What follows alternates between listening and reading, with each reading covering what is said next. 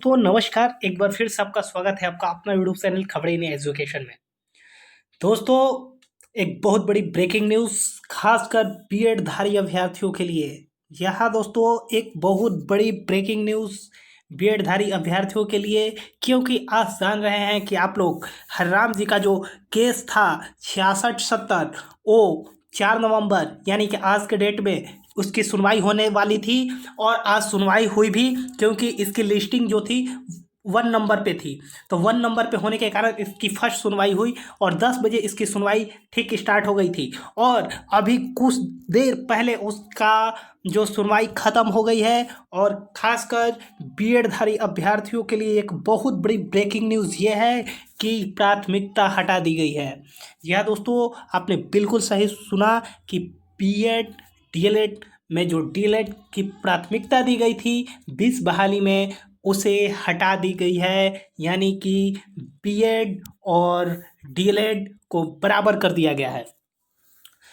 जैसा कि दोस्तों जैसे ही प्राथमिकता इलीगल रूप से जो डीएड धारी अभ्यर्थी थे उन्होंने ले लिया था, लेकिन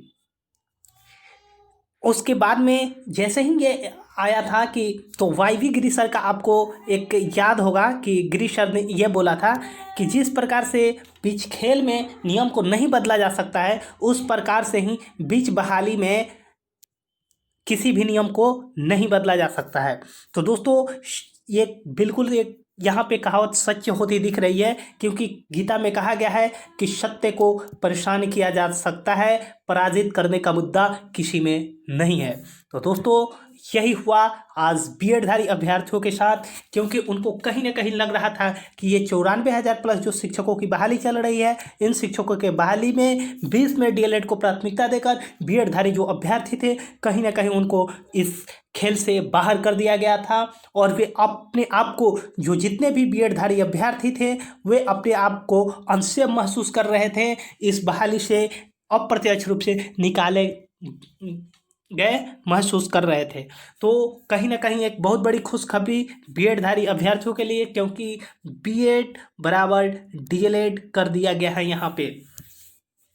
तो दोस्तों ये मैं आपको जानकारी दे दूँ कि ये जस्टिस अनिल कुमार उपाध्याय के एकल खंडपीठ में ये फैसला आया, जिसमें से देख लीजिए यहाँ पर एक तरह से बोले तो जिस प्रकार से महाभारत की लड़ाई में कौरवों और पांडवों की लड़ाई हुई थी, जिसमें जो कौरव थे उनकी सैनिकों की संख्या बहुत ज़्यादा थी और वे 100 भाई भी थे और पांडवों की संख्या सिर्फ 5 थी।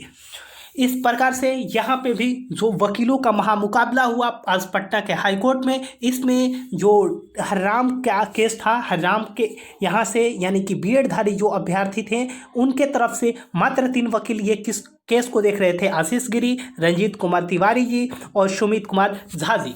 वहीं पर जो डीएलएड धारी अभ्यर्थी थे, क्योंकि उनको ये पता था कि हमने ये कहीं ना कहीं हमारी जीत सुनिश्चित नहीं हो पाएगी, तो उनके तरफ से यहाँ पर देखें तो वकीलों का फौज खड़ा कर दिया गया था, जिसमें एक ललित किशोर सर जो कि बिहार स्टेट की तरफ से लड़ रहे थे। और उसके बाद में यहाँ देखें तो आपको 14-15 आपको वकीलों का नाम मिल जाएगा। तो इस प्रकार से एक वकीलों का फौज सत्य को नहीं हरा सकी और दूसरी तरफ सिर्फ और सिर्फ 3 वकील। उसके बावजूद भी फैसला बीएड धारी अभ्यर्थियों के फैसले में कहीं ना कहीं आते हुए दिखा। तो आज एक बहुत बड़ी खुशखबरी। और दोस्तों अब आगे रह गई है जो सीटेट दिसंबर वाले जो अभ्यर्थी हैं उनके केस का क्या होता है। तो उनके केस का भी सुनवाई आज या कल 1-2 दिन में दोस्तों होने की पूरी उम्मीद है। उसके बाद में हो सकता है कि ये बहाली प्रक्रिया बहुत ही जल्द स्टार्ट हो जाएगी।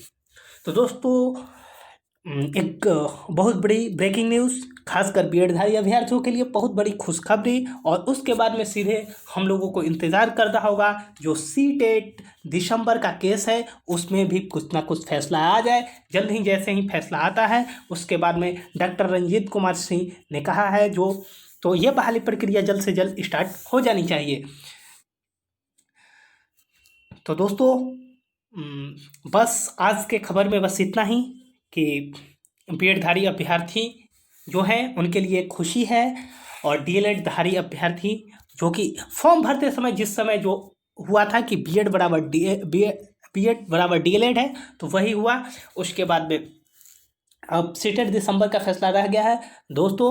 तो अगर आप भी बिहार शिक्षक बहाली या फिर बिहार शिक्षा विभाग से संबंधित कोई भी सूचना चाहते हैं तो प्लीज़ इस चैनल को सब्सक्राइब करके बेल आइकन दबा लें, ताकि इस प्रकार का कोई भी जानकारी हो तो सबसे पहले आपको मिले। थैंक यू, धन्यवाद।